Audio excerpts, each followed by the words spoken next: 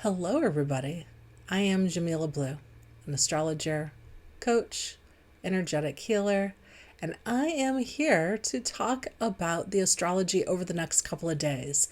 It's pretty busy, and as a result, I thought that it would be good to come on here and just talk about some of the planetary changes and what's going on.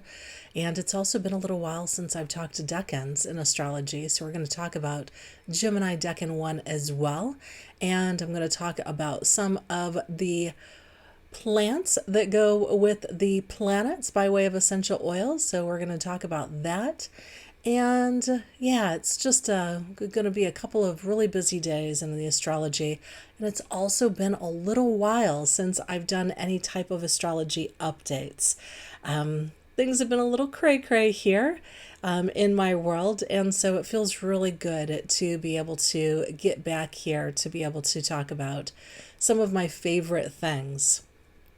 Earlier today, I was just so excited to feel like I was in my element again as I was looking up the various plants for Gemini as well as Jupiter, because Jupiter is going into Gemini here soon, and the first decan of Gemini is Jupiter ruled. So there's that. So I was just looking at the two of those and it was making me very excited. And also it just felt really good to be able to get in the sense of play and creativity, really looking at the things that I really enjoy talking about so much. So there's that. So let's talk about the next couple of days.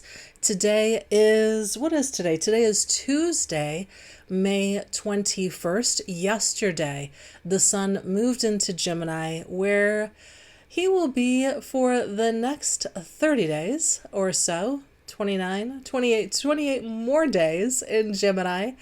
And so what is Gemini all about? Gemini is an air sign in Tarot that's ruled by the swords.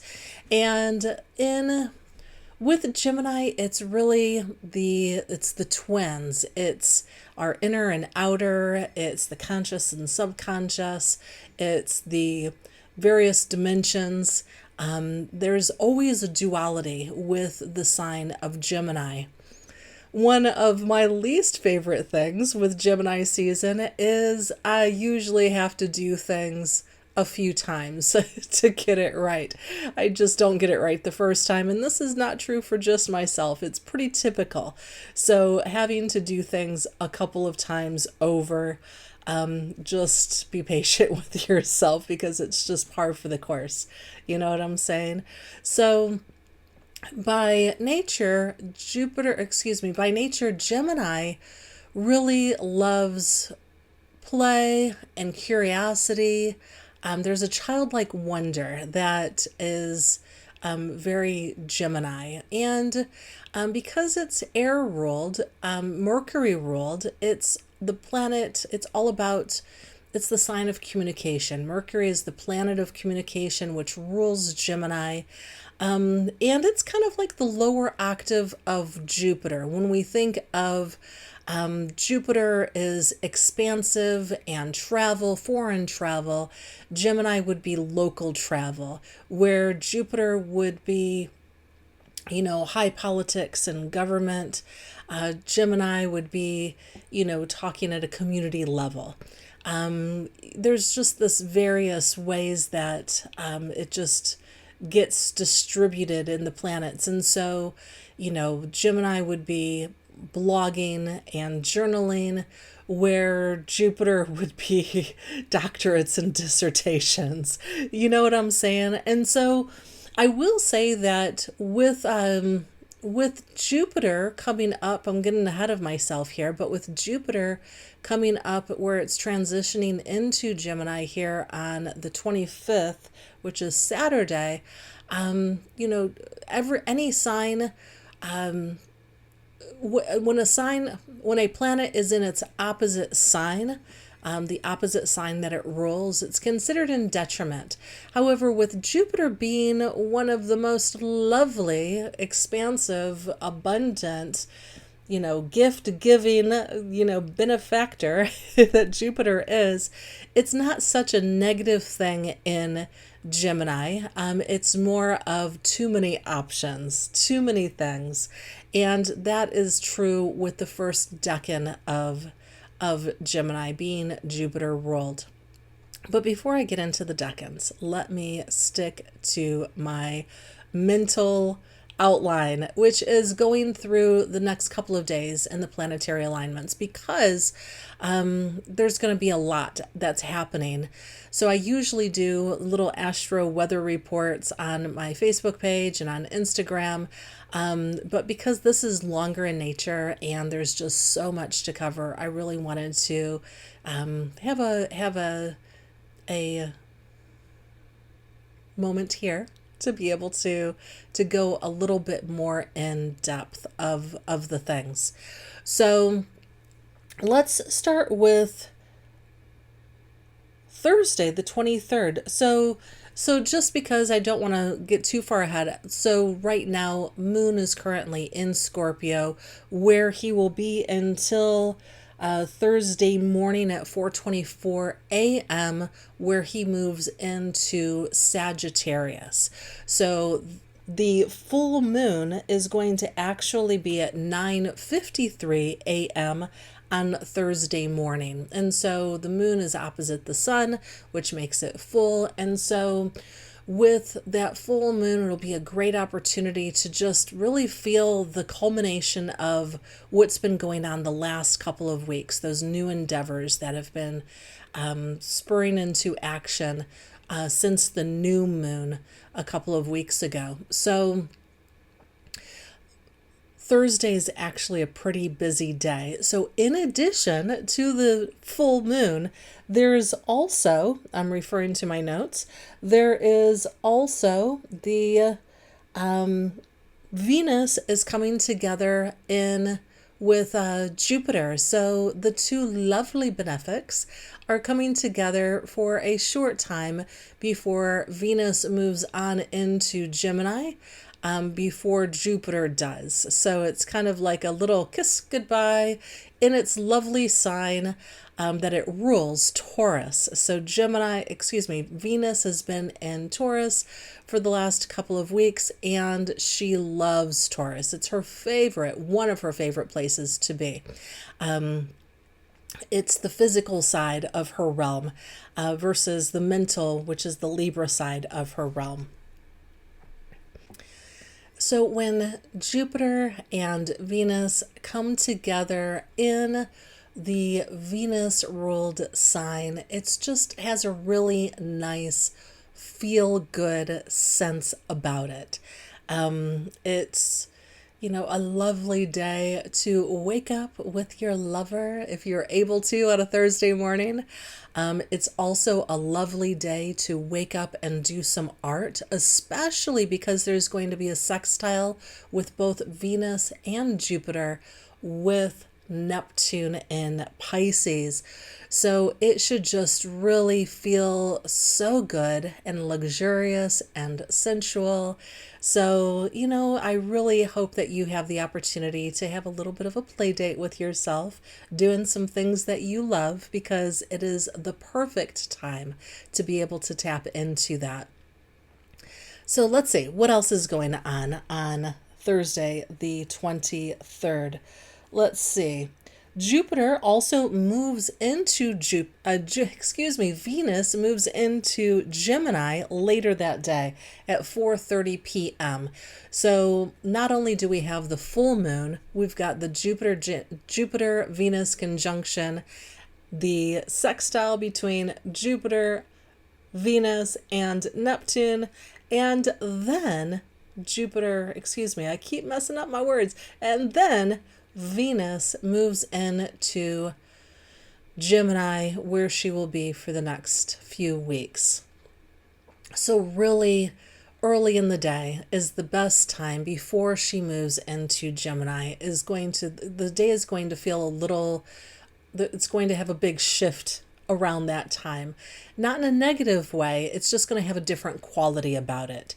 Once Venus moves into Gemini, it's going to be more mental. It's going to be less like gardening and eating yummy food, and more of going into the mental side of things, listening to music or that sort of thing. It's just, it shifts gears a bit.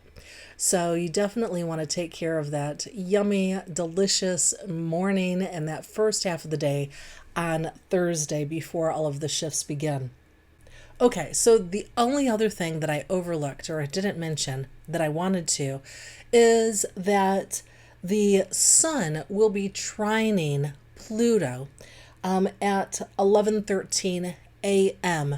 And so that's just really going to be, it's going to be a different flavor. We haven't felt the sun in Gemini trining Pluto in quite a long time, like years and years and years, because Pluto moves so slow. So it's going to have a very different flavor, and we're going to be able to experience this moving forward quite a bit. However, it's going to have a new feeling for us here. So with Pluto is going down into the depths, it's getting into the shadows, and the sun, Gemini, is going to be spreading light onto those shadows. And so there might be something that comes up in the news around things that are a little bit more scandalous or illicit, that might occur, just a little bit more than normal, or there might be just some sort of breaking news of some sorts that, because Pluto is all about power. So, and the sun with it in Gemini, it's all about duality. So this duality in power.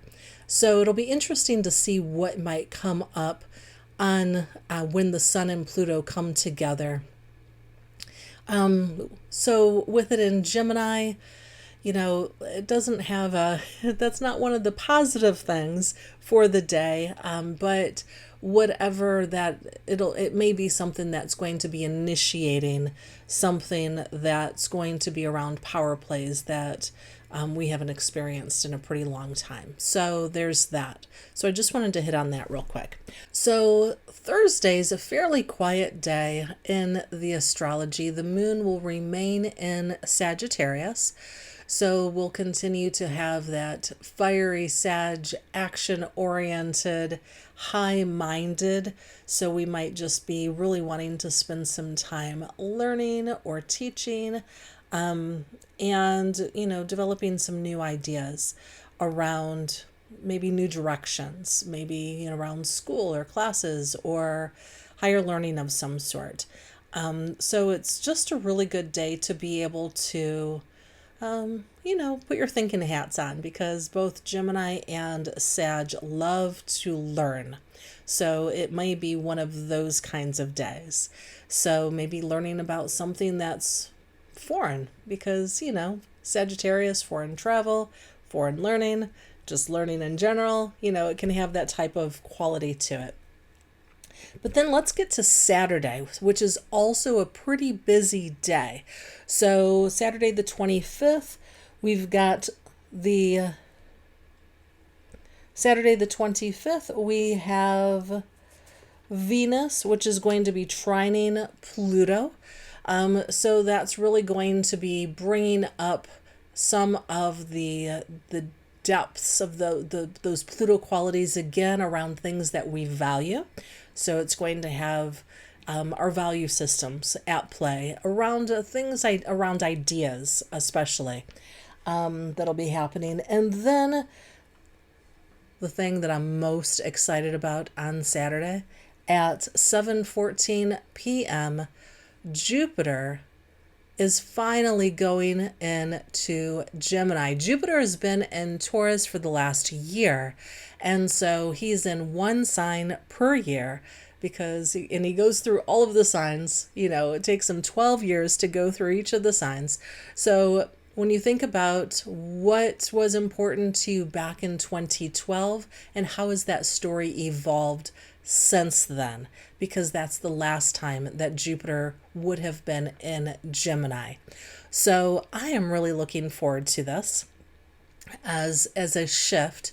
So I am I'm going to be making up a nice little essential oil blend. I'm going to do that as soon as the planet Jupiter hits the sign of Gemini. I'm going to have like a little ritual around Jupiter and doing that with some essential oils that I'm really playing with right now just to find the best mix. I've got the various ones that are most interesting to me as far as essential oils, also known as plants, herbs, because, that's where they're derived from. You know this. So it's really exciting to me to be able to play with my little cocktail of essential oils and herbs, to be able to see which ones are going to land. And yeah, and there's that. So more news to come on that.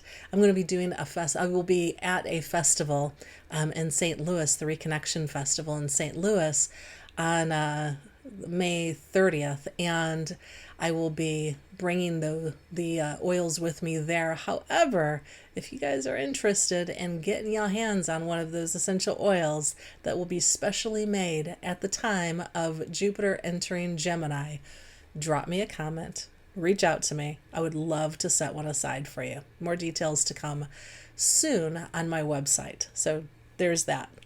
So anyway, so Jupiter is going to be in Gemini for the next year.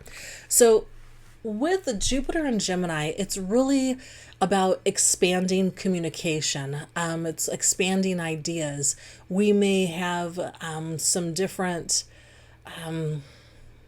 we're going to get an abundance of ideas that are going to be coming through, and how do we put those into motion? And it might be a little difficult, especially with, we've got the first decan of Gemini is also Jupiter ruled, and so it's really about just having so many ideas that it can put analysis paralysis in place. So the key to be able to work with Jupiter in Gemini is to be able to take that bite of the download and assimilate it and move forward.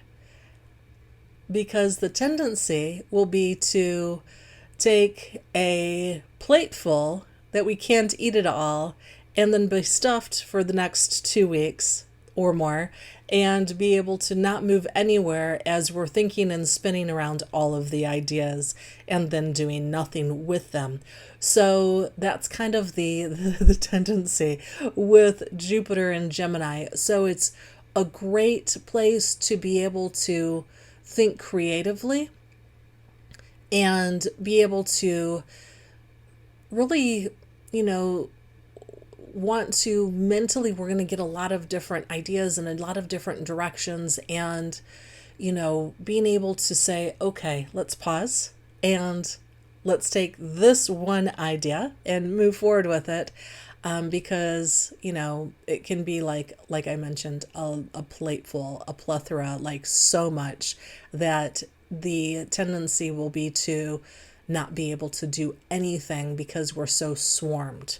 So that's really going to be the energetic quality over the course of the next year, but it's also really exciting. It brings in some excitement around, childlike wonder, play, creativity, curiosity is also a big key word for this time.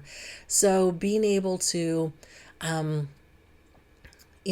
like a kid in the candy store, we're going to get a sick belly if we taste all of the treats. But if we can pick a couple today and taste those couple, and then kind of sit on it and make a decision as to whether or not we want to come back for more, or if we want to, move on. So it's really like that, the kid in the candy store. So it's going to be fun to be able to just kind of explore the ideas that come up with curiosity and wonder, and, being able to, it's going to bring in, Jupiter expands any place where it touches. So it's going to bring in this quality of expansiveness. Jupiter is also the planet of abundance. So if you have, if you know where Gemini is in your chart, it's going to bring some expansiveness to that area of your chart.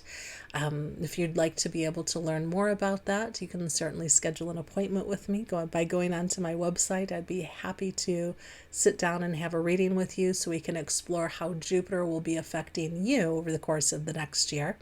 We can do a deep dive into that. So it'll be really interesting to see how it all comes about. The other thing that I wanted to talk about today is, I touched on it a few times, is the decans. So the Gemini, in Tarot, Gemini is the magician. So because it's Mercury ruled, and that's, the magician is Mercury ruled. The magician, Mercury gets to go between heaven and earth, right? Like the heaven and hell. So like, in the mythos, he's the traveler and he's the messenger of the gods.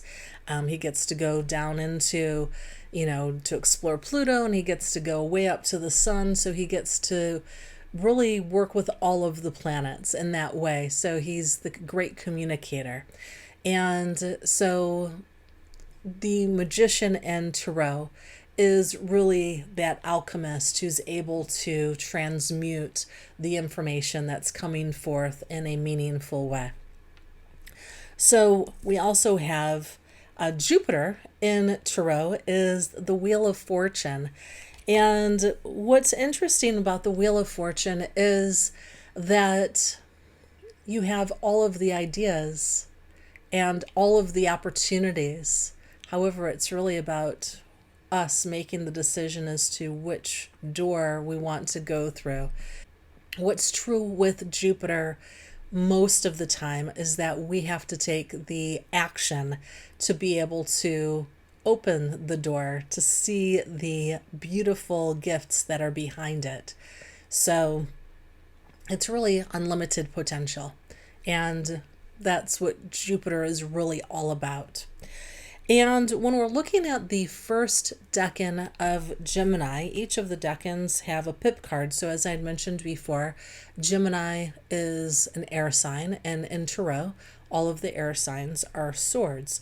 And so the card for Jupiter and Gemini coming together is the Eight of Swords. So we have this lady who is bound and this boggy, swampy type area with all of the swords around her. And it's really stating this abundance of ideas and being unable to move as a result of that.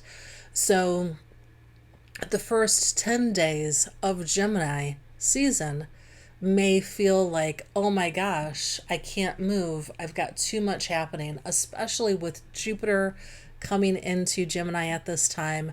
It's just really adds an extra potency because of that. So some good things to be able to do is you can pull out some of your favorite essential oils. Some of my favorite essential oils for Jupiter are wild orange.